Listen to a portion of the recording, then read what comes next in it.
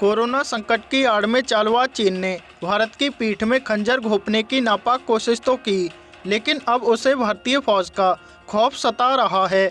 LAC पर भारतीय सेना की हथियारों के साथ भारी तैनाती से चीन अब डर गया है। दरअसल चीन के मिलिट्री एक्सपर्ट और रिटायर्ड लेफ्टिनेंट जनरल वांग ने भारतीय सेना के मुकाबले चीनी सेना को कमज़ोर माना है। जनरल वांग ने साउथ चाइना मॉर्निंग पोस्ट में दावा किया है कि एलएसी पर चीन के मुकाबले 3 गुना ज़्यादा भारतीय तैनात हैं और भारतीय फौज चीनी सेना की दीवार को तोड़ते हुए महज 3 घंटे में चीन में घुस सकती है।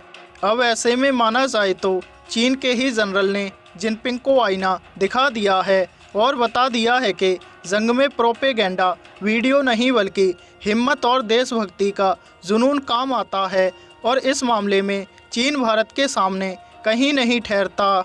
इसके अलावा चीनी जनरल ने जिनपिंग को आगाह किया है कि भारत को एलएसी पर सिर्फ 50,000 सैनिकों की ज़रूरत होती है, लेकिन इस बार सर्दी आने पर भी सैनिक कम करने की जगह उसने 1 लाख और सैनिकों को लद्दाख भेज दिया है। जनरल वांग नानजिंग ने दावा किया है कि भारत ने एलएसी के पास सैनिक 2 से 3 गुना बढ़ा दिए हैं।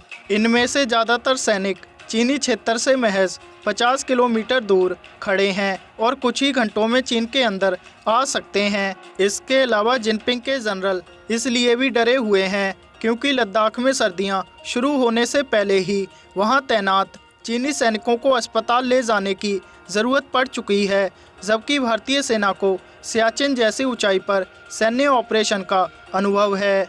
ऐसे में वांग ने कहा है कि नवंबर से पहले चीन ढिलाई नहीं बरत सकता।